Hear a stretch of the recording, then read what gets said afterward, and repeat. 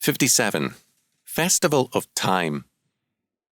In the Bible, we find that not only was every new year a festival, but every new month, and each new month began with a festival, Rosh Chodesh, Numbers 10:10, 28:11-15.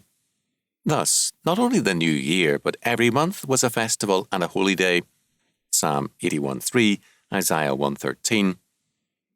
Each of these festivals of time was announced at its beginning by an authority who declared, according to old records, "It is consecrated," meaning that the day was now consecrated.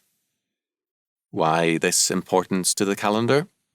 One day, after all, is just like another, but everywhere in the world we find new years, new moons, new months regarded as important. The reasons for this are twofold and very different. In paganism, days marking divisions of time were very important because these days reflected changes in nature. Pagan religions were forms of nature worship, and therefore such days as winter solstice and summer solstice were very important because they marked changes in time, changes in the day and sun. If we worship nature, then we will regard natural events as important. The Hebrew festivals were not geared to nature, but to God.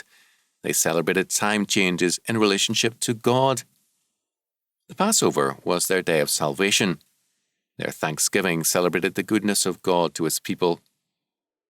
The new months marked a natural change, but it praised God for His sovereignty, and each new year was numbered in terms of God's creation.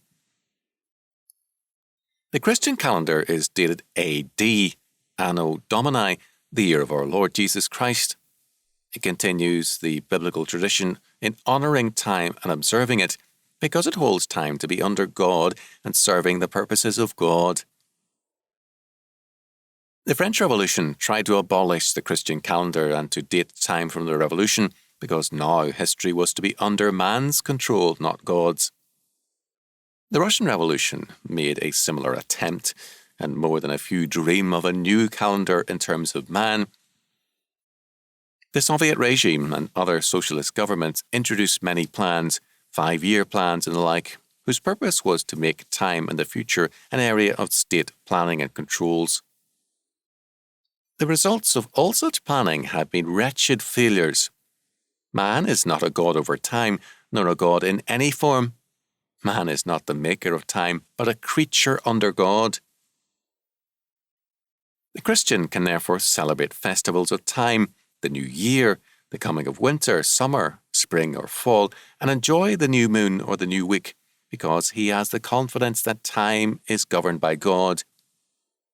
The future is not in the hands of the planners, but in the hands of God, and each new day, month and year only serve to unfold God's purpose and to frustrate the ambitions of ungodly men. Time works against the ungodly, against all builders of modern Towers of Babel, because time is totally governed by its creator, God. God having made time, time can only serve God.